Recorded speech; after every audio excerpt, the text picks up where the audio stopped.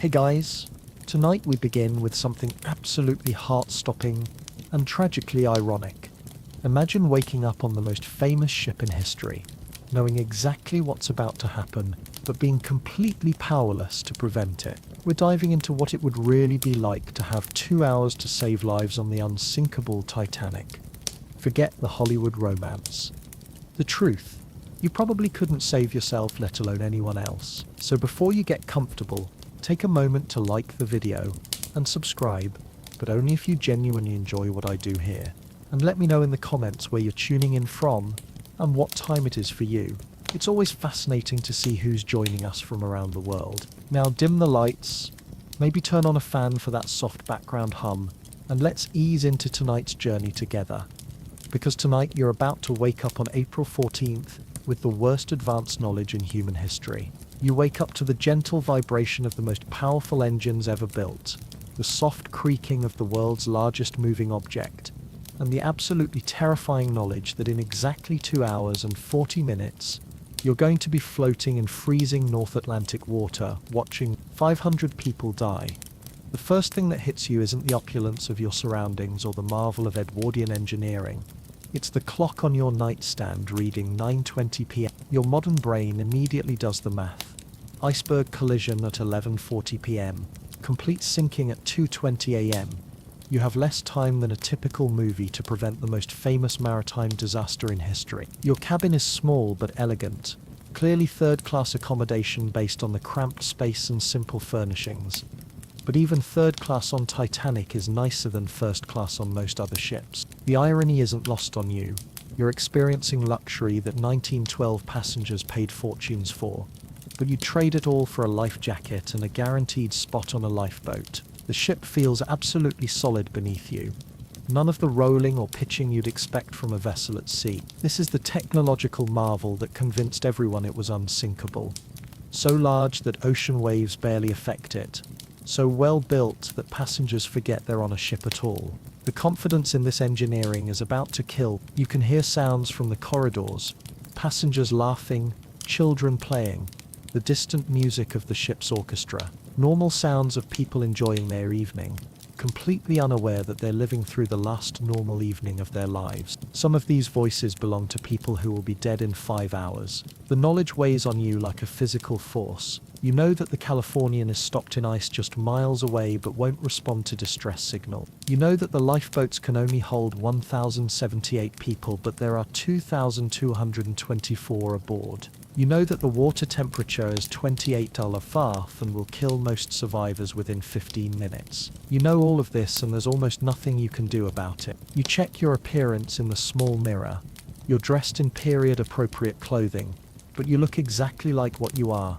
Someone who doesn't belong here. Your posture, your facial expressions, your obvious confusion about your surroundings mark you as different from the Edwardian passengers who inhabit this floating world. Somewhere out there in that darkness, a massive iceberg is drifting south, and the Titanic is racing toward it at 22. The radio operators are busy sending personal messages for wealthy passengers instead of monitoring ice warnings. The question isn't whether you can save the ship. The question is whether you can save anyone at all, including yourself. The clock reads 9. You have 2 hours and 15 minutes to figure out how to convince 1912 people that their unsinkable ship is about to become the most famous shipwreck in history. And nobody is going to believe. You stand up, smooth down your period clothing, and prepare to begin the most futile rescue mission in human history. The Titanic continues its steady progress toward destiny, and you're the only person aboard who knows what that destiny is. Time to see if knowledge of the future is worth anything when the future is disaster. 2 hours until disaster. The weight of your situation hits you as you step into the corridor. You have 140 minutes to prevent a disaster that killed 1,500 people, and you're armed with nothing but knowledge that will make you sound insane to anyone you try to convince.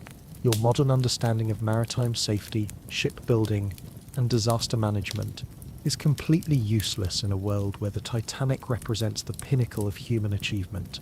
You try to think strategically about your options, but every scenario leads to the same conclusion. You're one powerless individual among 2,224 people, most of whom are convinced they're aboard an unsinkable ship. The very confidence that makes this disaster possible also makes preventing it nearly impossible. The logical approach would be to warn the captain, but Captain Smith is currently enjoying his retirement voyage, convinced that his decades of experience and the ship's revolutionary safety features make disaster unthinkable. He's already received multiple ice warnings today and has slightly altered course. In his mind, he's taken all necessary precautions. You could try to convince the officers, but they're busy managing the most advanced ship ever built and have complete faith in their equipment and procedures. First Officer Murdoch, who will give the order to reverse engines when he sees the iceberg, is currently confident that the ship's maneuverability and compartmentalized design can handle any emergency. The technical staff might listen to specific warnings about ice, but they've already received reports and are monitoring conditions. Chief Engineer Bell and his team are proud of their revolutionary watertight compartment system that can handle flooding in any 4 compartments. They don't know that the iceberg will breach 5 compartments. Your fellow passengers are the least likely to help because they're paying customers enjoying a luxury cruise on an unsinkable ship. Many of them have specifically chosen Titanic because of its safety reputation. Warning them about disaster will only convince them that you're mentally unstable. Teo. Nobody believes the crazy person Tay. Your first attempt to warn someone comes when you encounter a steward in the corridor. "Excuse me," you say, trying to sound calm and rational. "I need to speak with someone in authority about ice conditions ahead." The steward looks at you with the polite condescension reserved for passenger concerns that are clearly unnecessary. "Sir, I assure you the captain and officers are well aware of conditions," he replies smoothly. "The Titanic's design makes ice damage virtually impossible, and our wireless operators are in constant communication with other ships. You can rest assured that every precaution is being taken." Your second attempt involves approaching a well-dressed gentleman who appears to be traveling first class. "Sir, I know this sounds strange, but we need to slow down because there's dangerous ice ahead." He looks at you with the expression of someone who's encountered an eccentric fellow passenger and wants to end the conversation politely but quickly. "My good fellow," he says with a patronizing smile, "I'm sure the captain knows his business. This is the most advanced ship ever built, and I have complete confidence in the White Star Line's commitment to safety. Perhaps you should speak with the ship's doctor if you're feeling anxious about the voyage." Your third attempt involves trying to convince a crew member to pass along your concerns, but he explains that passengers aren't allowed to interfere with ship operations, and that all safety decisions are made by qualified officers based on professional expertise. Your suggestions are noted and will be passed along through proper channels, which means they'll be ignored. The fundamental problem becomes clear. Your knowledge is based on historical hindsight that won't exist for another century. Everything you know about this disaster comes from investigations, survivor accounts, and forensic analysis that hasn't happened yet. To people in 1912, you sound like someone predicting impossible catastrophes based on paranoid fantasy. You're not important enough. The Edwardian social hierarchy that governs life aboard Titanic becomes your biggest obstacle as you realize that your third-class status makes your warnings worthless to the people who have authority to change the ship's course. The class system that seemed like historical curiosity in your time is now a life-and-death barrier between you and anyone with power.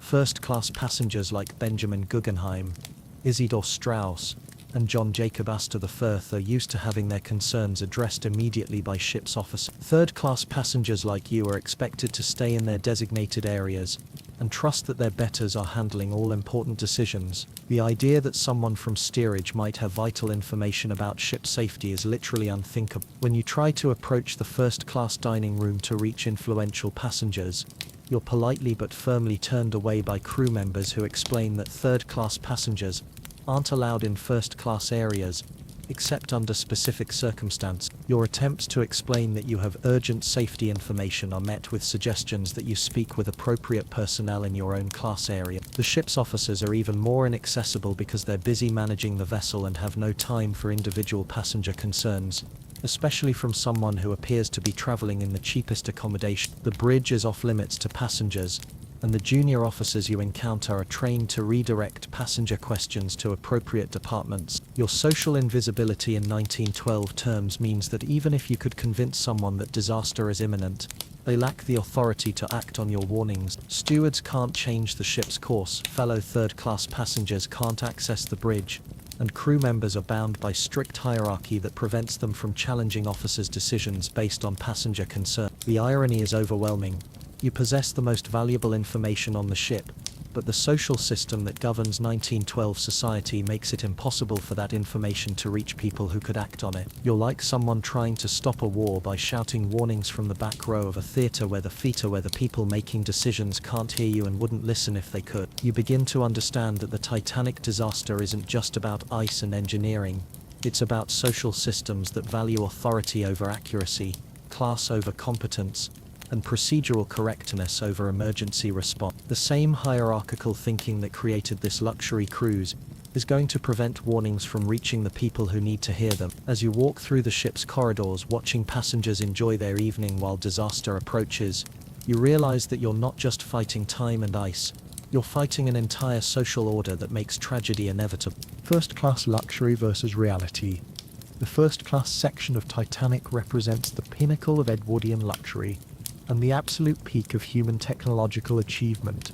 But as you observe the wealthy passengers enjoying their final evening, the contrast between their confidence and your knowledge creates an almost unbearable tension. These people are living in a bubble of privilege that's about to be burst by physics and ice. In the first-class smoking room, millionaires like Benjamin Guggenheim and Colonel Archibald Gracie are enjoying cigars and brandy while discussing business deals and politics. They represent the absolute elite of 1912 society, people accustomed to controlling their environment and having their money solve any problem. The idea that nature might be more powerful than human wealth and engineering is literally outside their worldview. The first-class dining room showcases the ship's commitment to luxury. Elaborate meals served on fine china, crystal glasses filled with expensive wine, and conversations about art, literature, and society. Margaret Brown, later known as Unsinkable Molly Brown, is regaling other passengers with stories from her travels, completely unaware that she's about to become famous for surviving the ship's sinking. John Jacob Astor III, one of the richest men in the world, is traveling with his pregnant 19-year-old wife Madeline, fleeing scandal in New York society. His wealth has always protected him from consequences, and he's chosen Titanic specifically because it represents the safest and most luxurious way to travel. The irony of the world's richest man dying because he trusted the world's most advanced ship is lost on him completely. The Wideners, Thayers, and other first-class families are treating this voyage as a floating house party, socializing with their peers while their servants handle practical concern. They've paid enormous sums for the privilege of crossing the Atlantic in unprecedented comfort, and they're getting exactly what they paid for, an experience that feels more like staying in a luxury hotel than traveling on a ship. What these passengers don't understand is that their wealth and status are about to become completely irrelevant. Ice doesn't care about social class, and freezing water kills millionaires just as quickly as it kills serfs. The privilege that has defined their entire lives will vanish the moment Titanic hits the iceberg. Third-class human cargo.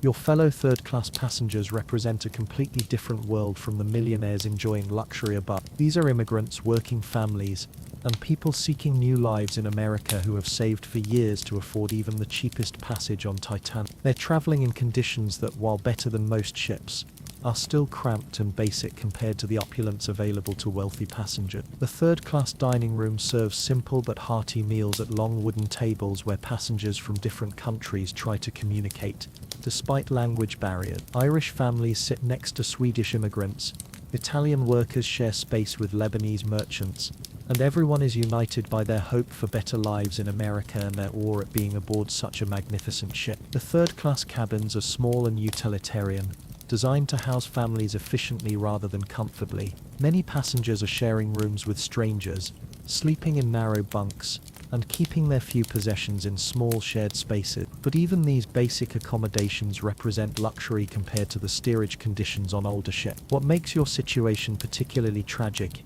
is that many of these passengers have the best survival instincts. They're used to hardship, accustomed to looking out for themselves, and experienced in dealing with dangerous situations. But they're also the passengers who will be locked below decks when disaster strikes, who will have the least access to lifeboats, and who will face the greatest obstacles to survive. The children in third class are particularly heartbreaking because they're so excited about the voyage and their new lives in America. Lorraine Allison, the 2-year-old who will become the only child from first or second class to die in the disaster, is actually safer than most of the third-class children who won't even reach the boat deck before the ship sinks. These passengers trust that the ship's crew will take care of them in an emergency, because they've been told that Titanic's safety systems protect everyone equally. They don't know that the women and children first rule will be interpreted differently for different classes, or that the gates separating their section from the boat deck will remain locked during the evacuation. Crew.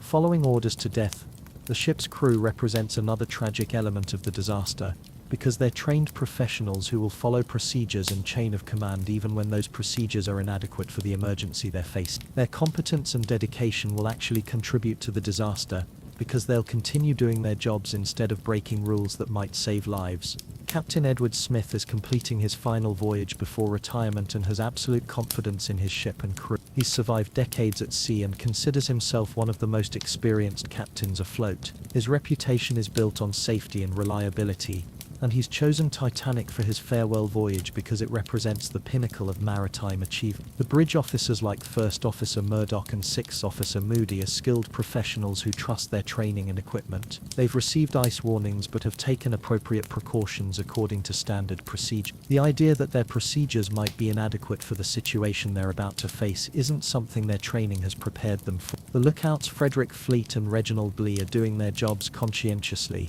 but they don't have binoculars because of administrative oversight, and they're looking for ice that appears different in the unusual weather conditions they're experiencing. They'll spot the iceberg, but too late for the ship to avoid collision. The wireless operators Jack Phillips and Harold Bride are busy with commercial traffic for passengers and haven't prioritized ice warnings from other ships. They're focused on their responsibilities to passenger services rather than emergency monitoring, and they'll continue working until the power fails, sending distress signals that nearby ships won't respond to effectively. The engineering crew led by Chief Engineer Joseph Bell will remain at their posts to keep power running for lights and wireless as long as possible. They know they're probably sacrificing their lives, but their training and professional duty require them to maintain ship systems that might help save passengers. Thomas Andrews, the ship's designer, is aboard to observe how his creation performs in service. He'll quickly realize that his revolutionary watertight compartment system can't handle the specific type of damage the iceberg will cause, but by then it will be too late to save his masterpiece. The crew's dedication and professionalism will be both heroic and tragic because they'll continue following procedures that are inadequate for this emergency, while lacking authority to break rules that might save lives. Their competence is perfectly suited for normal operations but completely inadequate for unprecedented disaster. Lifeboats. Half the number needed. Tiny. As you explore Titanic's boat deck, the inadequacy of the safety equipment becomes painfully obvious. When you understand the mathematics of disaster, the ship carries 20 lifeboats with total capacity for 1,078 people, but there are 2,124 people aboard. Even if every lifeboat is launched at full capacity, which won't happen, over 1,000 people will be left behind. The lifeboat regulations were written when ships were much smaller and were based on ship tonnage rather than passenger capacity. Titanic exceeds the legal requirements by carrying more boats than required, but the requirements themselves are completely outdated for a ship of this size. The Board of Trade regulations assume that ships will sink slowly near other vessels that can provide assistance. What makes the situation worse is that many of the lifeboats will be launched only partially filled because the crew isn't trained for this type of emergency, and passengers don't believe the ship is actually sinking. Boat 7 will leave with only 27 people aboard, despite capacity for Boat 1 will launch with only 12 people when it could hold 40. The Devitt's mechanisms for lowering boats are designed for the old regulations and can't handle launching all boats quickly enough. The process of loading and lowering each boat takes precious time that the ship doesn't have, and the crew hasn't practiced mass evacuation procedures because nobody imagined they would be necessary. The location of the lifeboats on the boat deck means that third-class passengers must navigate through unfamiliar parts of the ship to reach them, but the passages between classes are often locked or blocked. The boat deck itself is designed for first-class promenade use rather than emergency evacuation, so it lacks clear pathways and adequate lighting for nighttime emergency use. Even if you could convince everyone that disaster was imminent and evacuation was necessary, the ship's boat capacity makes saving everyone impossible. The mathematics are simple and brutal. More than half the people aboard are going to die regardless of how efficiently the evacuation is conducted. Watertight compartments that aren't Titanic's revolutionary watertight compartment system represents the pinnacle of 1912 safety engineering. but it's designed for collisions that puncture a few compartments rather than the long scraping damage that the iceberg will actually cause. The system that makes everyone confident about the ship's safety will be exactly why the ship sinks. The ship is divided into 16 watertight compartments separated by bulkheads with doors that can be closed from the bridge. Thomas Andrews designed the system to survive flooding in any 4 adjacent compartments, which should handle any conceivable accident. The iceberg will breach 5 compartments, exceeding the design limits by just 1. The watertight doors are operated by electrical switches on the bridge, but they can also be closed manually by crew members in the compartments. However, the doors don't extend high enough to prevent water from spilling over the tops of bulkheads as the ship's bow settles deeper in the water. This design flaw will doom the ship once flooding exceeds the bulkhead height. The compartments themselves are pumped by steam-powered pumps that can handle normal leakage but are completely inadequate for the massive flooding that will occur. The pumps will buy time but can't prevent the inevitable sinking once too many compartments are breached. What makes the watertight system particularly dangerous is that it creates false confidence among passengers and crew. The ship has survived compartment flooding during sea trials, and everyone believes the system makes sinking impossible. This confidence will delay evacuation and cost lives because people won't believe they need to abandon ship until it's too late. Wireless room. Too little, too late. The Marconi wireless system aboard Titanic represents cutting-edge communication technology, but it's operated according to commercial priorities rather than safety protocols. The wireless operators are employed by Marconi Company, not White Star Line, and their primary responsibility is handling passenger messages rather than monitoring emergency communication. Jack Phillips and Harold Bride have been working long hours clearing a backlog of passenger telegrams after equipment repairs, and they're focused on commercial traffic that generates revenue. When the Californian tries to warn about ice conditions, Phillips tells them to shut up, because they're interfering with his work transmitting passenger messages to Cape Race. The ship's wireless range is limited, and nearby ships like the Californian have shut down their wireless operations for the night because they only have one operator who needs sleep. The Californian is stopped in ice just miles away but won't hear Titanic's distress calls because their operator has gone to bed. When distress signals are finally sent, they'll reach ships that are too far away to provide effective assistance. The Carpathia will receive the signals and race to help, but it's 58 miles away and will take nearly 4 hours to reach the scene. By then, most of the people in the water will have died from hypothermia. The wireless system that makes passengers feel connected to the world and confident about safety will prove inadequate for the emergency communication needs during a disaster. The technology exists to prevent tragedy, but it's not organized or operated in ways that prioritize emergency response over commercial services. The International Distress Signal SOS was established just 2 years earlier, but many operators still use the older CQD signal. This confusion in distress procedures reflects how new wireless technology is and how unprepared maritime communication systems are for coordinating emergency response across multiple ships and stations. Even if every aspect of the wireless system worked perfectly, the fundamental problem would remain. The ships capable of providing assistance are either too far away or have shut down their communications for the night. The wireless room represents humanity's best efforts at maritime safety communication, but those efforts are still inadequate for the disaster that's approaching. Shouting about icebergs. Your desperate attempts to warn fellow passengers about the approaching disaster reveal the fundamental problem with trying to prevent historical tragedies. The very confidence that makes disasters possible also makes warnings impossible to believe. Every person you approach has excellent reasons for dismissing your concerns, and those reasons are based on the best information available in night. When you approach passengers on the promenade deck and start talking about dangerous ice conditions, they point out that the captain has received ice warnings and has already made course adjustments. The ship is taking a slightly more southern route than originally planned, which proves that appropriate precautions are being taken. Your suggestions that these precautions are inadequate sound like paranoid second-guessing of professional expertise. Your attempts to describe the specific mechanics of the disaster, the scraping collision, the 5-compartment breach, the insufficient lifeboat capacity, are met with patient explanations about Titanic's revolutionary safety systems. Passengers who have read about the ship's design in newspapers and promotional materials know that it can survive flooding in any 4 compartments, and that it carries more lifeboats than legally required. When you try to convince people to put on life jackets and gather warm clothing, they ask why such preparations would be necessary on an unsinkable ship in calm weather.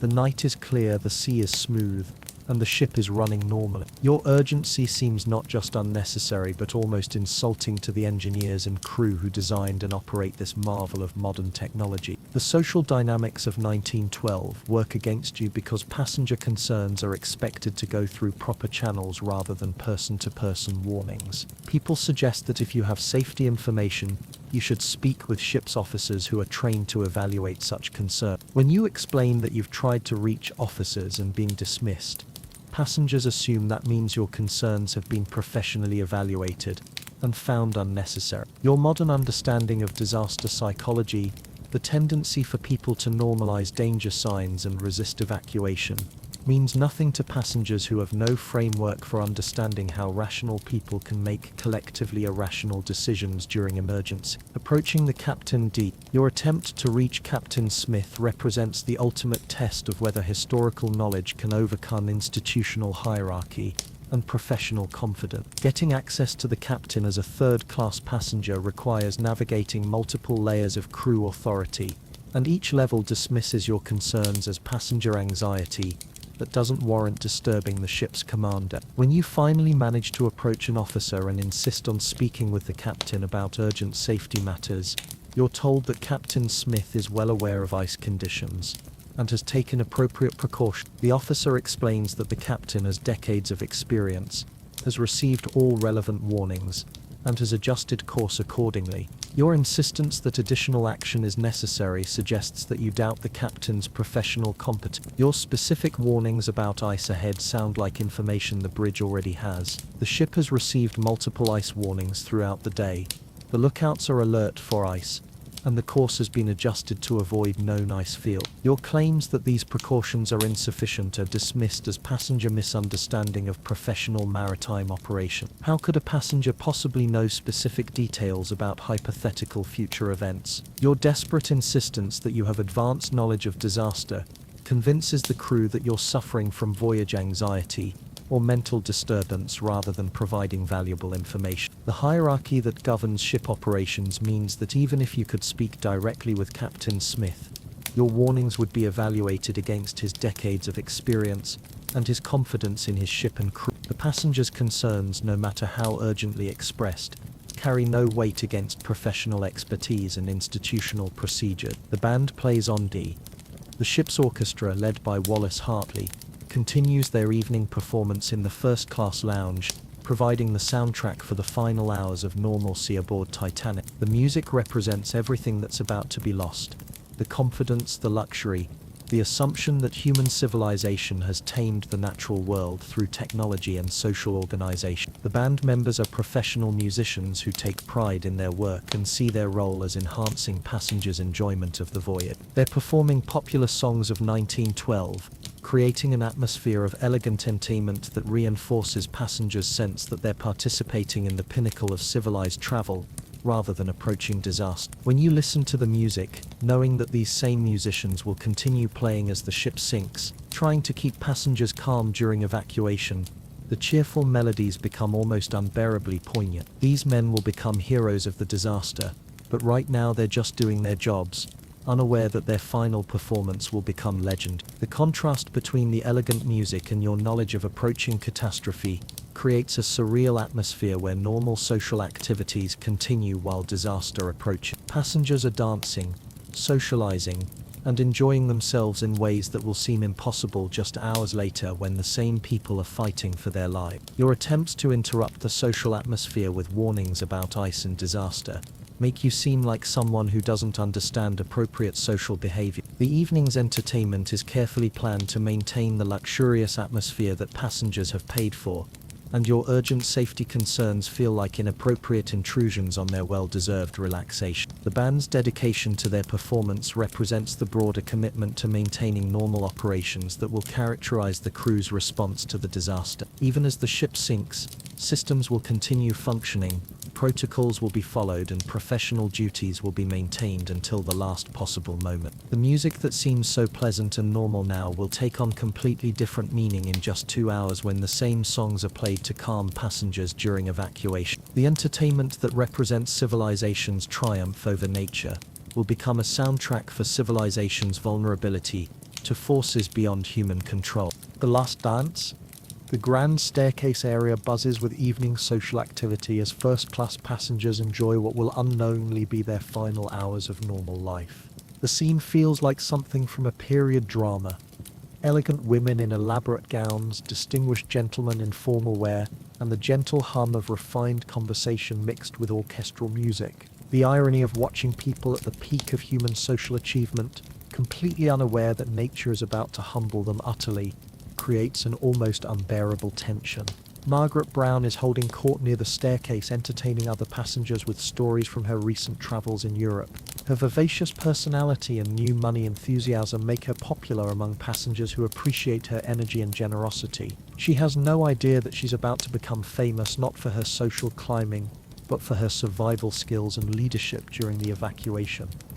The Astors are making their way through the social gathering, trying to maintain dignity despite the scandal surrounding their recent marriage. John Jacob Astor V's wealth usually shields him from social disapproval, but his marriage to a much younger woman has created gossip that follows them even aboard Titanic. His assumption that money and status will protect him from any real consequences will prove tragically wrong within hours. Benjamin Guggenheim is discussing business with other millionaires, making deals and planning investments that will never come to fruition. His confidence in American industrial expansion and his own business acumen reflects the broader optimism of the Edwardian era, a belief that human progress and technological advancement have eliminated most forms of risk from civilized life. The younger passengers are particularly heartbreaking to observe because their excitement about the voyage and their plans for the future make their approaching fate seem especially cruel. They're discussing career prospects, romantic relationships, and travel plans with the assumption that they have decades of life ahead of them to pursue their dreams. Watching these social interactions while knowing that many of these people will be dead within hours creates a psychological burden that threatens to overwhelm your ability to function. The normalcy of their behavior, the rationality of their assumptions, and the reasonableness of their confidence make the approaching disaster feel even more inevitable and tragic. Champagne while the ship sinks. The bar service in first class continues operating at full capacity as stewards serve expensive wines and liquors to passengers who are celebrating their good fortune at being aboard the world's most advanced ship. The alcohol flows freely, enhancing the festive atmosphere while potentially impairing passengers' judgment about the safety warnings you're trying to deliver. Colonel Archibald Gracie is regaling fellow passengers with military stories while enjoying brandy that costs more than most people's monthly wages. His military background gives him confidence in his ability to handle emergencies, but his experience with land-based warfare hasn't prepared him for maritime disaster where traditional military virtues like courage and leadership may be less important than access to lifeboat. The smoking room represents peak masculine luxury as wealthy men discuss politics and business while enjoying cigars and whiskey. These are people accustomed to controlling their environment through wealth and influence, and they're applying that same confidence to their current situation. The idea that their money can't protect them from natural forces is literally outside their conceptual framework. Thomas Widener is planning his art collection acquisitions while sipping wine that he'll never finish. His passion for culture and beauty reflects the broader Edwardian belief that civilization has reached a level of sophistication that places it above crude natural forces. The irony that nature is about to destroy this pinnacle of cultural achievement within hours is lost on everyone except you. The festive atmosphere makes your warnings seem even more inappropriate and paranoid. When people are enjoying themselves and celebrating their good fortune, suggestions that disaster is imminent feel like psychological problems rather than legitimate safety concerns. Your urgency contrasts so sharply with the relaxed social environment that it reinforces perceptions that you're mentally unstable. Early signs of trouble. As 11:30 p.m. approaches, you begin noticing subtle signs that trained maritime professionals might recognize as warning indicators, but which are invisible to passengers who lack expertise in reading ship behavior and environmental conditions. The smoothness of the sea, which passengers interpret as ideal travel conditions, actually makes ice more dangerous because there are no waves to break around icebergs and make them visible. The temperature has been dropping throughout the evening, creating conditions that suggest proximity to ice fields, but passengers interpret the cold air as normal North Atlantic weather rather than a warning sign. People are commenting on how unusually calm and clear the night is, not realizing that these perfect conditions are creating perfect circumstances for collision with ice that's difficult to see. The slight vibration change in the ship's engines as they maintain full speed through increasingly dangerous waters is noticeable to you because you're specifically listening for signs of the approaching collision. But other passengers don't have the knowledge to interpret these subtle changes as meaningful.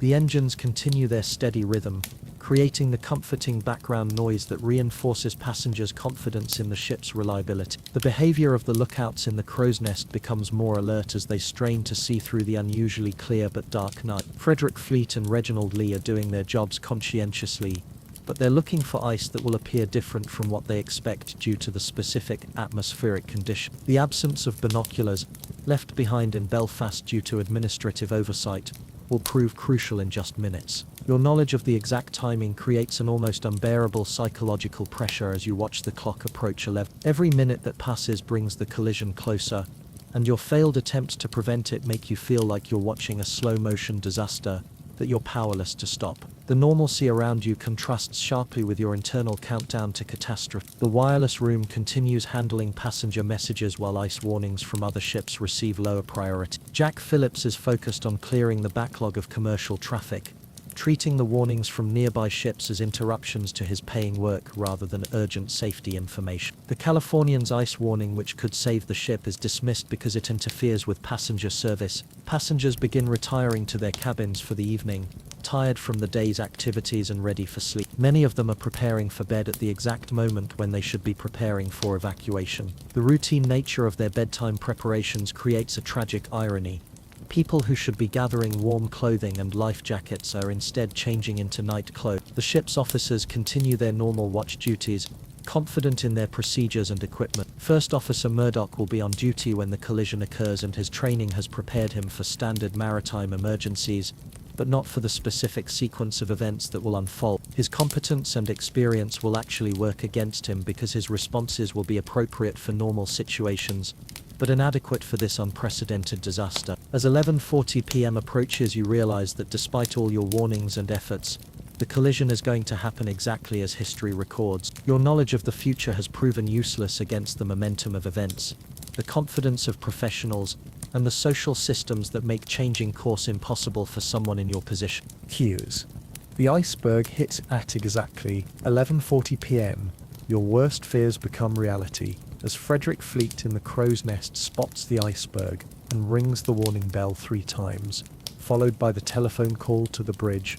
Iceberg right ahead. The next 37 seconds unfold exactly as you knew they would, but experiencing the collision firsthand is far more terrifying than reading about it in history books. First Officer Murdoch's immediate response follows training that would be appropriate for most situations, but proves inadequate for this specific emergency. He orders hard starboard and full astern, trying to turn around the iceberg while reversing engine. These commands reflect decades of maritime experience, but they create exactly the wrong response for an iceberg that extends underwater much further than anyone realizes. The ship begins its turn to port, and for a moment it seems like the maneuver might work. Passengers who notice anything at all feel a slight change in the ship's motion, but most interpret it as normal course adjustment rather than emergency maneuvering.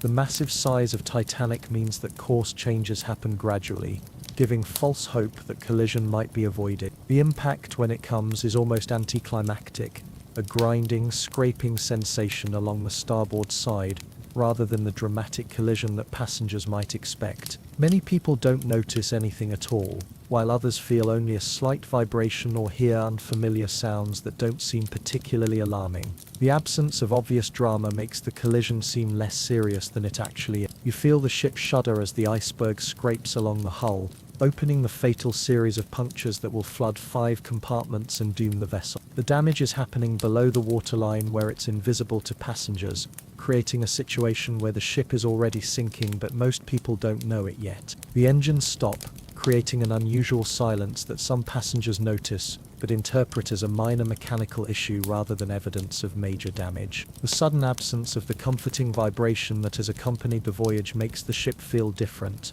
but not necessarily dangerous to people who lack technical knowledge about how ships operate. Water in the mailroom. Within minutes of the collision, seawater begins flooding the forward compartments as the iceberg damage allows the North Atlantic to pour into areas of the ship that were never designed to handle major flooding. The watertight doors close automatically, but the damage extends beyond what the safety systems were designed to handle. The mailroom, located in the forward part of the ship, floods quickly as postal workers discover water rising among the mail bags. The sight of valuable mail floating in seawater creates one of the first visible signs that something serious has happened, but even this dramatic evidence is initially interpreted as a minor problem that can be managed rather than a sign of fatal damage. Thomas Andrews, the ship's designer, begins his inspection of the damage and quickly realizes that his revolutionary safety systems can't handle the specific type of damage the iceberg has caused. His expertise allows him to understand immediately that the ship is doomed, but his knowledge also tells him that convincing others will be difficult, because the damage looks manageable from the passenger perspective. The flooding spreads from compartment to compartment as water rises above the bulkhead tops, defeating the watertight system that was supposed to prevent exactly this type of progressive flooding. The engineering marvel that made everyone confident about safety becomes the mechanism that ensures disaster as water flows over barriers that were too low to contain major flooding. Captain Smith arrives on the bridge and receives reports about the damage, but the initial assessments underestimate the severity of the situation because the full extent of the flooding isn't immediately apparent. The professional competence that has served him throughout his career leads him to trust his officers' reports and the ship's safety systems rather than immediately assuming the worst-case scenario. It's nothing serious.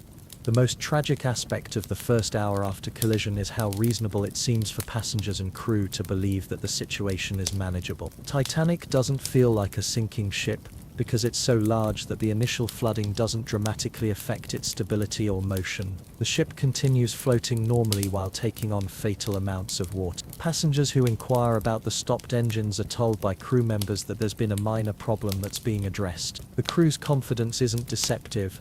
They genuinely believe that whatever has happened can be fixed or managed using the ship's advanced safety system. Their training and experience haven't prepared them for a disaster that exceeds the ship's design capabilities. The lack of obvious emergency signals confuses passengers who expect that serious problems would be accompanied by alarms, announcements and visible emergency procedure. The absence of dramatic crisis management makes the situation seem less urgent than it actually is, encouraging people to wait for official instructions rather than taking independent action. Some passengers return to their cabins to investigate the strange sounds or vibrations they felt, while others gather in public areas to speculate about what happened. The social dynamics of the ship continue normally because there's no obvious reason for them to change. People are curious about the unusual events but not frightened, because nothing they can see suggests immediate danger. The officers begin organizing inspection procedures and damage assessments according to established protocols, but these procedures are designed for manageable emergencies rather than fatal disaster. The systematic approach that works well for normal problems creates delays that the ship can't afford when it's already sinking beyond the capacity of safety systems to save it. Your knowledge of how quickly the situation will deteriorate makes you want to scream at the casual responses around you, but your warnings continue to sound paranoid compared to the reasonable explanations being offered by crew members who have professional expertise and direct access to information about the ship's condition. The hour between collision and general recognition of danger represents the most frustrating period of your entire experience, because logical, rational people are making logical, rational decisions based on the best information available to them. But their logic is leading them toward disaster because the situation exceeds their conceptual framework for maritime emergency. The truth dawns. By 12:30 a.m., nearly an hour after the collision, the reality of Titanic's situation begins penetrating the layers of professional confidence and passenger assumptions that have delayed recognition of the disaster. Thomas Andrews' assessment reaches Captain Smith. The ship is perhaps an hour to an hour and a half before it sinks completely. The mathematical certainty of physics begins overriding human optimism and technological confidence. The order to prepare lifeboats represents the moment when official denial ends and emergency procedures begin.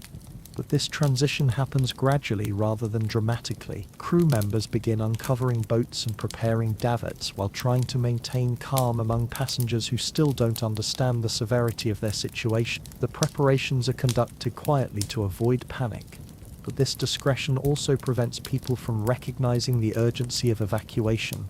Captain Smith's decision to send distress signals marks the official acknowledgement that Titanic can't save itself and needs assistance from other ships. The wireless operators begin transmitting CQD and SOS calls, but the ships capable of providing help are either too far away or have shut down their radio operations for the night. The technical capability to call for help exists, but the maritime communication systems aren't organized to provide effective emergency response. The revelation that the ship is actually sinking spreads through different sections at different rates depending on passengers' access to information and their ability to interpret the signs they're observing. First-class passengers receive indirect hints from crew members, while third-class passengers remain largely unaware that anything serious has happened because information doesn't flow down through the ship's social hierarchy. Your vindication in being right about the disaster provides no satisfaction, because being correct about catastrophe means watching people you've tried to warn face exactly the fate you predicted. The passengers who dismissed your warnings as paranoid fantasies are now discovering that your impossible predictions were accurate,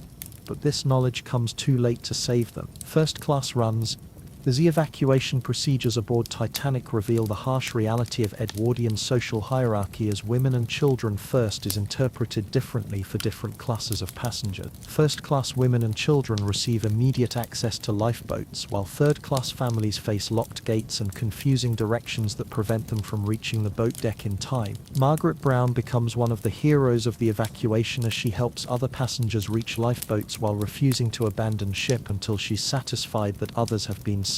Her nouveau riche enthusiasm, which made her seem socially inappropriate to established wealth, becomes the energy and determination that saves lives during the disaster. The Astors face their final separation as Madeline, being pregnant, is given priority for lifeboat space, while John Jacob Astor I is expected to remain behind according to maritime tradition. The wealth that has always protected their family from consequences becomes irrelevant in the face of physics and social conventions that value women's lives over men's regardless of economic status. Benjamin Guggenheim makes his famous decision to dress formally and face death as a gentleman, reportedly saying, "We are prepared to go down like gentlemen." His choice to maintain dignity rather than fight for survival reflects the cultural values that define upper-class masculinity, but it also ensures his death when survival might have been possible through less dignified behavior. The first-class passengers who do reach lifeboats often leave in boats that are only partially filled because the crew launching them doesn't want to risk overloading and because passengers don't believe the ship will actually sink completely. Boat 7 leaves with only 27 people despite capacity for 65, representing the combination of disbelief and procedural caution that characterizes the evacuation. Third-class trapped.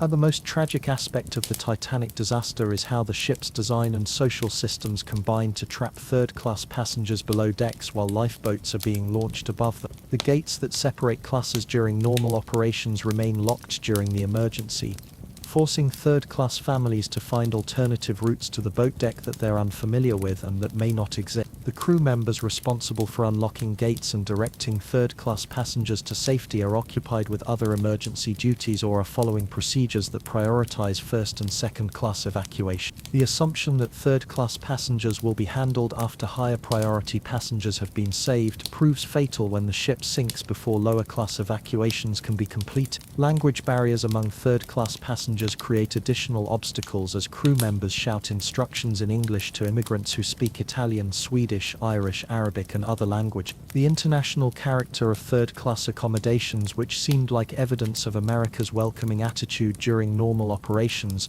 becomes a communication crisis during emergency evacuation. Families in third class face impossible choices as they realize that reaching lifeboats requires separating or abandoning family members who can't keep up.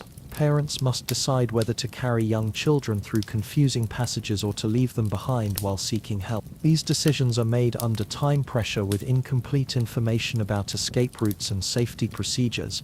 The physical location of third-class accommodations in the lower sections of the ship means that flooding reaches these areas sooner and creates additional obstacles to evacuation. Passengers who manage to navigate the social barriers preventing their escape still face rising water and mechanical obstacles that make reaching the boat deck increasingly difficult as time passes. Some third-class passengers do reach the boat deck, but they arrive after most lifeboats have been launched or when remaining boats are being filled according to crew members' perceptions of passenger priority. The social invisibility that characterizes third-class travel during normal operations becomes literal invisibility during evacuation procedures that don't account for their presence or needs. The statistical reality of third-class survival rates dramatically lower than first or second-class rates reflects not just the physical obstacles these passengers faced, but the systematic ways that social hierarchy shaped emergency procedures and determined whose lives were prioritized when survival resources were limited. Women and children first.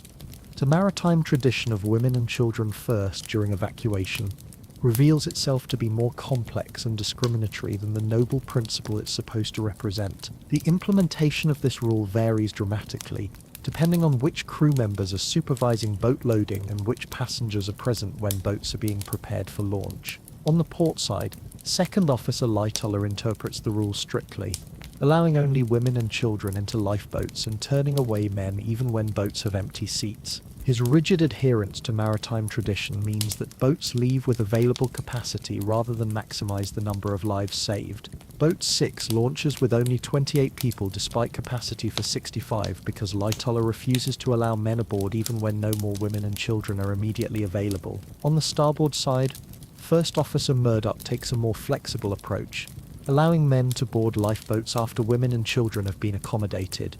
This difference in interpretation means that survival chances depend partly on which side of the ship passengers approach for evacuation. The arbitrary nature of these policy differences highlights how individual crew decisions affect passenger survival. The children first part of the rule is interpreted to mean young children accompanied by their mothers, but teenage boys face ambiguous treatment depending on crew members' judgment about their age and maturity. Some teenage males are treated as children and allowed into boats, while others are considered men and refused passage even when boats have available space. First-class women generally comply with evacuation orders because they trust the crew's expertise and have confidence that appropriate arrangements are being made for their safety. Third-class women often resist separation from their husbands and sons because they don't trust that adequate provisions are being made for their family members' safety and because their experience with authority figures makes them suspicious of official promises. The cultural expectations of Edwardian womanhood create additional complications as some women refuse to leave their husbands behind, preferring to face danger together rather than accept safety that requires family separation.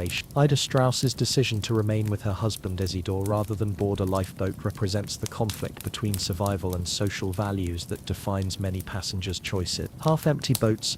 The most frustrating aspect of the Titanic evacuation is how many lifeboats leave the ship with available capacity that could have saved additional lives. The combination of passenger disbelief, crew procedures, and time pressure results in a systematic failure to maximize the use of survival resources that were already inadequate for the number of people aboard. Boat 1, designed to hold 40 people, launches with only 12 passengers because the crew loading it can't find additional women and children in the immediate area, and doesn't want to delay launch to search other parts of the ship. The boat's passengers include several first-class men who happened to be nearby when loading began, while hundreds of third-class passengers remain trapped below deck. The crew's lack of experience with mass evacuation procedures means that boat loading happens inefficiently, with long delays between boats and inadequate coordination between loading officers. The evacuation procedures were designed for orderly abandonment of ship near rescue vessels, not for rapid evacuation in mid-ocean where every minute matters and every seat counts. Passenger reluctance to board lifeboats contributes to underloading because many people still don't believe the ship will actually sink complete. The boats feel small and dangerous compared to the massive, stable ship, and passengers prefer to wait for rescue vessels rather than spend hours in open boats on the North Atlantic. This reasonable-seeming preference proves fatal when the ship sinks faster than rescue can arrive. The darkness and confusion on the boat deck make it difficult for crew members to identify and direct passengers efficiently. The lack of adequate lighting and clear signage means that people who want to evacuate can't find boats, while boats that are ready to launch can't find enough passengers to fill them. Time pressure increases as the ship's list becomes more pronounced, making boat launching increasingly difficult and dangerous. Crew members begin launching partially filled boats rather than risk losing them entirely if the ship's angle makes launching impossible. The mechanical challenges of lowering boats from a listing ship mean that later boats face greater difficulty than earlier ones. The gates stay locked. The most inexcusable aspect of the Titanic disaster is how institutional procedures and social prejudices combine to prevent third-class passengers from reaching lifeboats even when boats are available with empty seats. The gates that separate classes during normal operations remain locked during the emergency, creating artificial barriers between people who need to escape and the safety equipment that could save them. The crew members responsible for managing third-class passengers during evacuation are either overwhelmed by the emergency or following procedures that prioritize other duties over third-class safety. The assumption that third-class passengers will be evacuated after first- and second-class passengers have been saved proves fatal when the ship sinks before lower-priority evacuations can be completed. Some crew members do attempt to direct third-class passengers toward the boat deck, but their efforts are insufficient and poorly coordinated. The lack of clear evacuation plans for third-class areas means that individual crew members make ad hoc decisions about how to help, resulting in inconsistent and inadequate assistance for passengers who need the most guidance. The physical design of the ship works against third-class evacuation because the routes from third-class areas to the boat deck are longer, more complicated, and less familiar to passengers who have been restricted to their sections during normal operation. The maze-like passages that seemed quaint during the voyage become death traps during evacuation. Language barriers prevent effective communication between crew members and non-English speaking passengers, making it impossible to provide clear directions or urgent warnings about the need to evacuate immediately. The multicultural passenger manifest that represented American immigration opportunity becomes a communication crisis when survival depends on understanding rapidly shouted instruction. The social attitudes that treated third-class passengers as less important during normal operations continue to influence crew behavior during the emergency. While this discrimination may not be conscious or malicious, the effect is systematic neglect of the passengers who most need assistance and who have the least knowledge about ship layout and emergency procedure. The locked gates represent more than just physical barriers. They symbolize the social barriers that determine whose lives are valued and protected when survival resources are limited. The disaster reveals how social hierarchy shapes life and death decisions even during emergencies when humanitarian values should override class distinction. The band's last song, Wallace Hartley and his 8-piece orchestra, make the decision that will define heroism aboard the sinking Titanic. They continue playing music to maintain calm among passengers and crew during the evacuation. Their choice to remain at their posts, providing comfort through music rather than seeking their own safety, represents the highest ideals of professional duty and human compassion under impossible circumstances.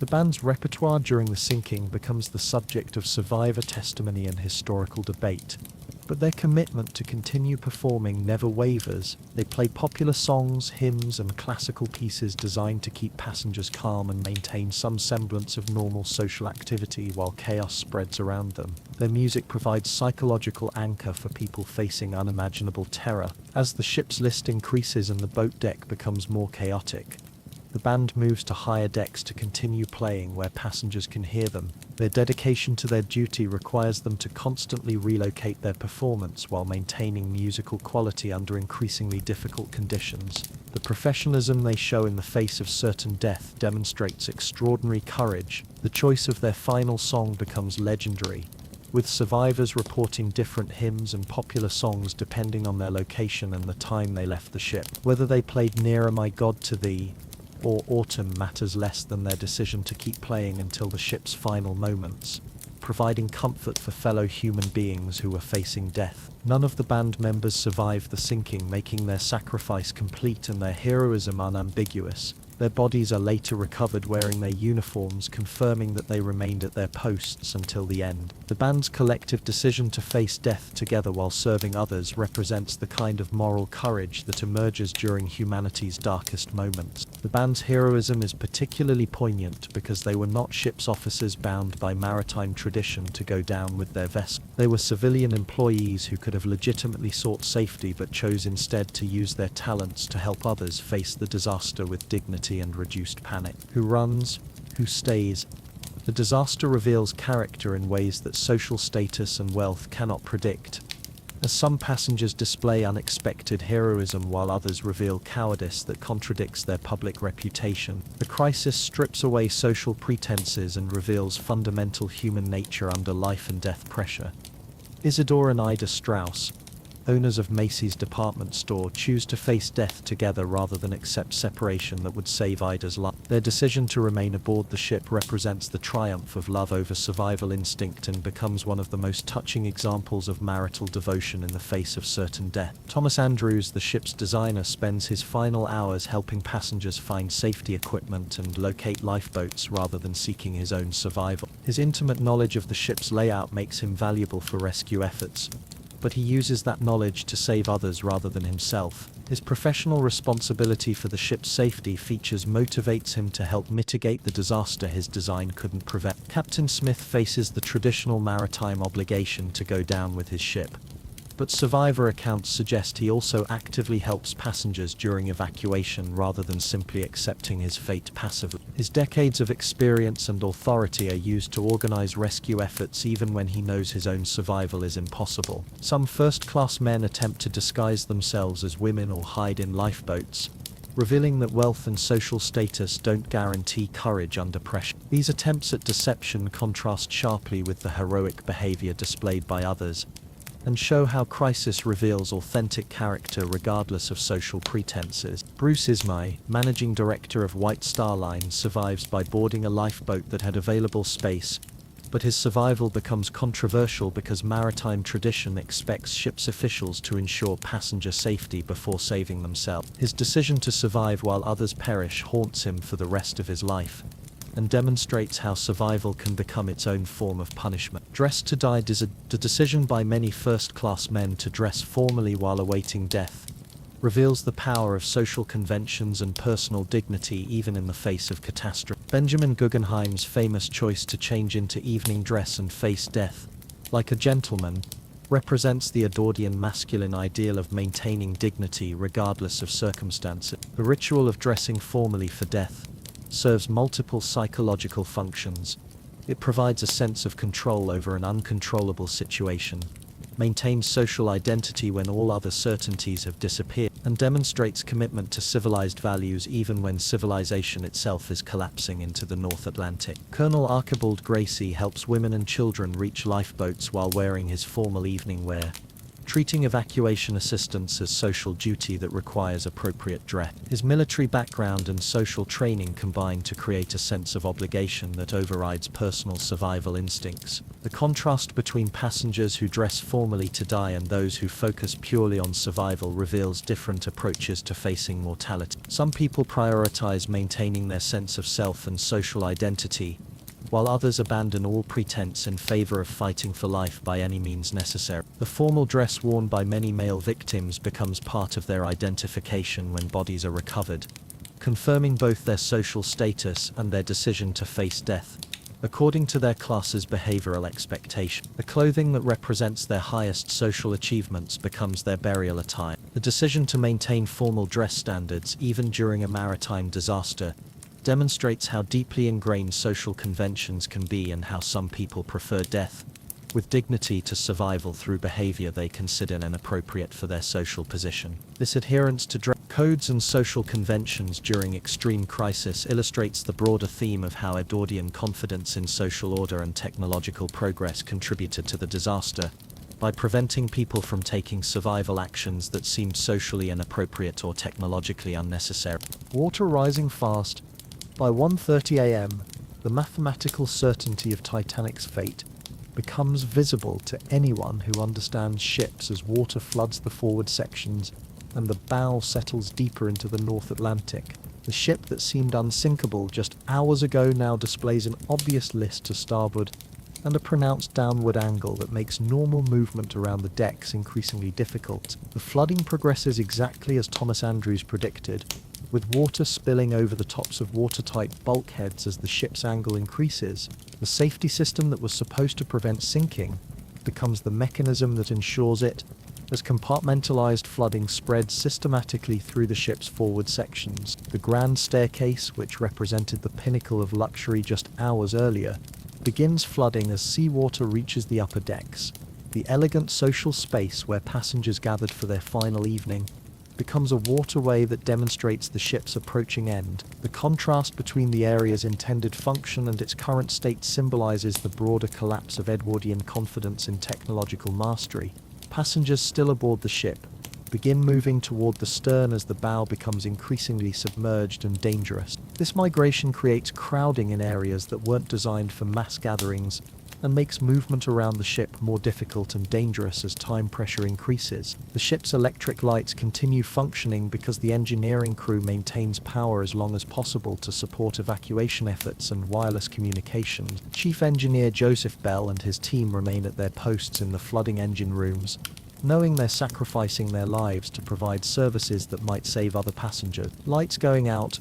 The moment when Titanic's lights finally fail represents one of the most dramatic and terrifying aspects of the disaster, as the illumination that has provided psychological comfort and practical assistance throughout the evacuation suddenly disappeared, leaving passengers in complete darkness on a sinking ship in the middle of the North Atlantic. The engineering crew's heroic efforts to maintain electrical power until the last possible moment allow evacuation procedures to continue under artificial lighting and enable the wireless operators to keep sending distress signal. Their sacrifice of staying at their posts in flooding compartments provides crucial extra time for passenger evacuation. When the lights do fail, the psychological impact on remaining passengers is devastating, because darkness makes the ship's desperate situation undeniably obvious while also making movement and communication more difficult. The failure of technology that has defined modern civilization becomes symbolic of humanity's vulnerability to natural forces. The emergency lighting systems designed for temporary power outages rather than complete ship failure provide minimal illumination that highlights rather than alleviates the terror of the situation. The weak emergency lights create eerie shadows and partial visibility that makes the disaster seem even more nightmarish. Passengers who have remained optimistic about rescue or who have denied the severity of the situation can no longer maintain their illusions when the ship's basic systems fail. The darkness forces everyone to confront the reality that Titanic is dying and that their own survival is far from certain. Married couples face separation that they know will be permanent.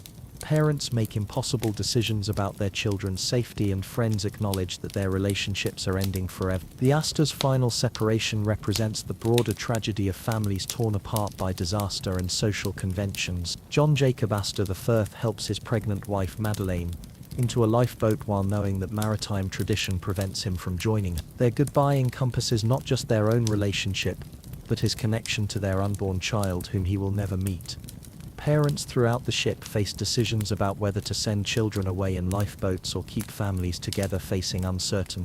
The choice between potential safety through separation and certain togetherness in danger creates moral dilemmas that no parent should have to make under time pressure and incomplete information. The crew members who have chosen to remain at their posts must say goodbye to colleagues and passengers they've served throughout the voyage. Their farewells often include practical advice about survival techniques and expressions of hope that others will reach safety even when their own survival seems impossible. Some passengers choose to face death together rather than accept separation that might save one family member but not others. These decisions reflect different values about whether survival or family unity takes priority when both cannot be achieved simultaneously. The religious faith that has sustained many passengers throughout their lives becomes both comfort and challenge as they face death. Some find strength in their beliefs about afterlife and divine purpose, while others struggle with questions about why God would allow such tragedy to affect innocent people. The last messages that passengers ask crew members to convey to their families reveal their priorities and regrets in their final moment. These deathbed communications often focus on love for family members, forgiveness for past conflicts, and hopes for their survivors' future happiness rather than anger about their own fate. The dignity that many passengers maintain during their final goodbyes demonstrates remarkable courage and social grace under circumstances that would justify complete panic and despair. Their ability to think of others' welfare even while facing their own death represents the best of human nature emerging during humanity's worst moment. The ship breaks apart. At approximately 2:17 a.m., the unthinkable happens. As Titanic's hull reaches the breaking point under stresses it was never designed to withstand. the ship that represented the pinnacle of human engineering, literally tears itself apart as the bow section, heavy with water, drags down while the stern section, still containing air, tries to remain afloat.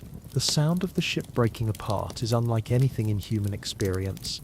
The screaming of metal under impossible stress, the crash of machinery breaking loose and tumbling through the ship, and the roar of water rushing into newly opened sections. Passengers still aboard feel the entire vessel shudder and twist as fundamental structural integrity fails. The break occurs between the third and fourth funnels, roughly amidships, where the stress of the bow's weight creates forces that exceed the hull's design limits. The ship's back literally breaks under the combined stress of flooding forward compartments and the attempt to maintain buoyancy in stern sections that are still watertight. When the forward section breaks away, it plunges toward the ocean floor, while the stern section momentarily rights itself, giving false hope to passengers still aboard that the remaining hull might stay afloat.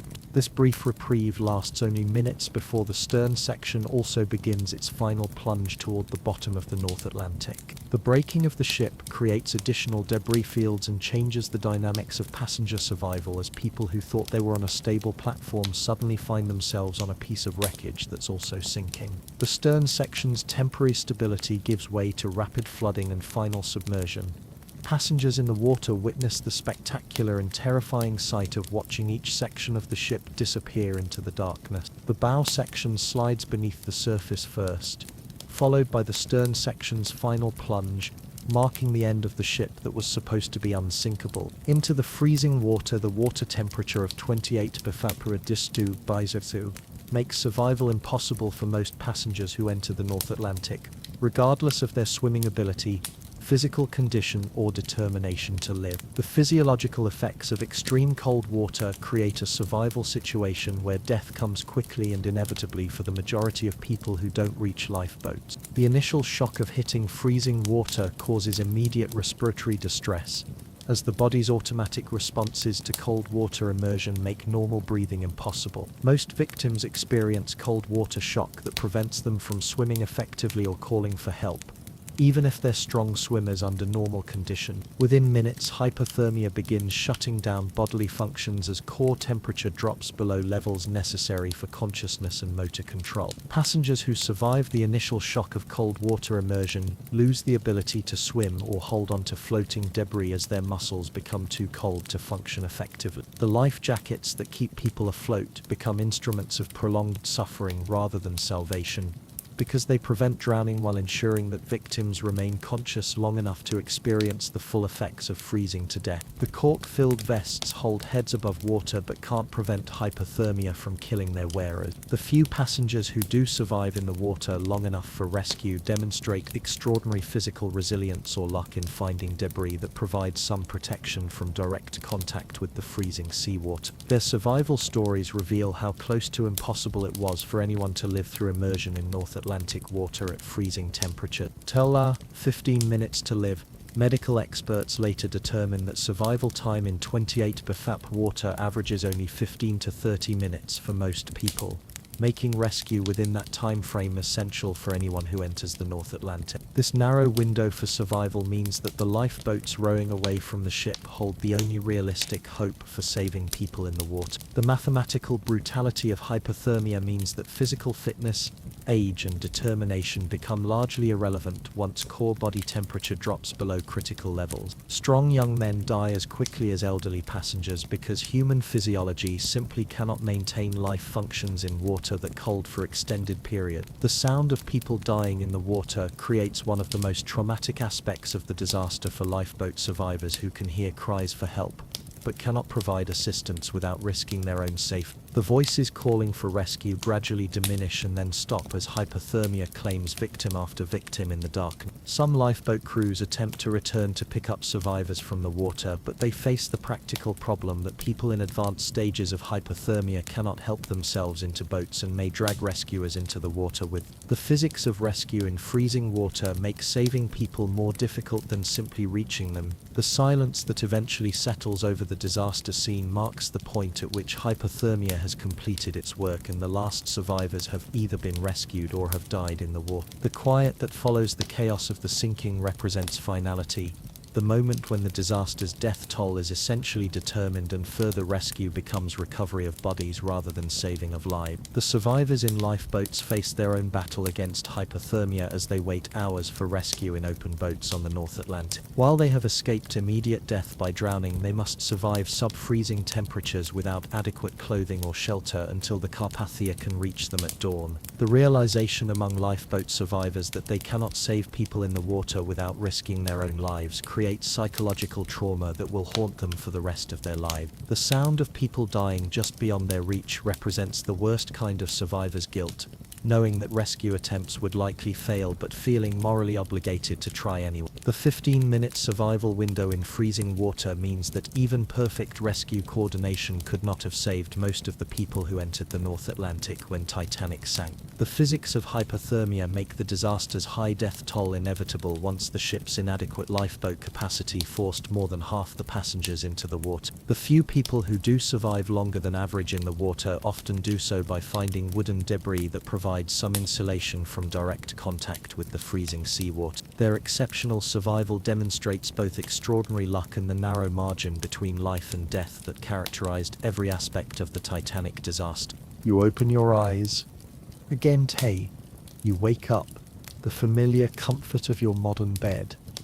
The steady hum of central heating. The soft glow of your smartphone screen showing missed messages from a world where ships carry GPS navigation, satellite communication, and enough lifeboats for everyone aboard. Where maritime disasters are prevented by technology rather than causing them.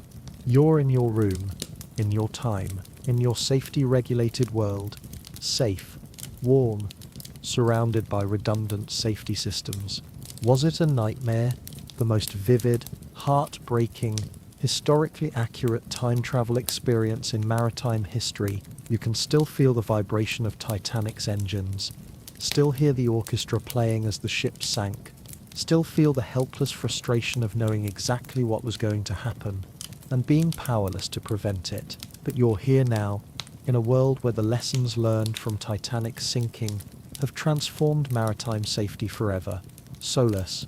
Safety of life at sea conventions require enough lifeboats for everyone aboard. Ships carry radar, sonar, and GPS systems that make collision with icebergs virtually impossible. Distress signals reach Coast Guard stations instantly through satellite communication. You check the weather on your phone, something that would have seemed like magic to Titanic's passengers, who relied on visual observations and wireless reports from other ships. Modern weather prediction and ice patrol services track dangerous conditions days in advance, routing ships around hazards that would have been invisible to 1912 technology. The contrast is overwhelming. Your modern cruise ship experience, with mandatory safety drills, computerized stability systems, and international rescue coordination, exists because 1,500 people died when the unsinkable ship proved that human overconfidence is more dangerous than any iceberg. You think about the last time you complained about safety announcements on a flight or ship, those boring presentations that seem unnecessary until you remember that they exist because people once died from exactly the emergencies those procedures are designed to prevent. The life jacket demonstration that passengers ignore contains knowledge purchased with the lives of people who drowned within sight of safety. The mundane miracle of modern safety regulations hits you like a revelation. The fact that modern ships must carry lifeboats for 125% of persons aboard. The reality that distress signals automatically transmit GPS coordinates to rescue services. The beautiful bureaucracy of international maritime law that treats safety as more important than profit or convenience. You'll never complain about safety drills again without remembering passengers who faced evacuation with no training and inadequate equipment. You'll never grumble about life jacket requirements without thinking of people who drowned because cork vests weren't enough to save them in freezing water. The technology you take for granted, GPS navigation, satellite phones,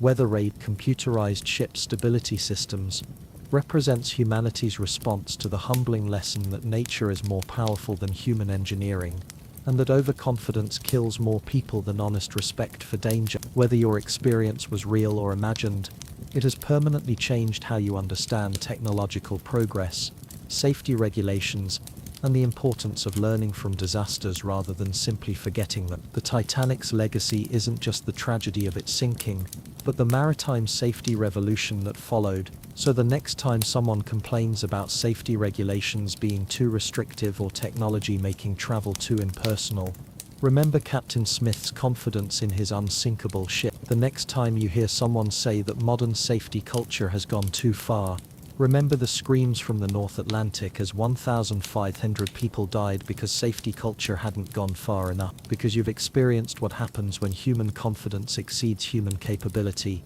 when social hierarchy matters more than human life, and when technological pride prevents learning from warning signs. And remember that the boring safety announcement you ignored last time you traveled contains wisdom purchased with the lives of people who trusted that someone else had thought of everything.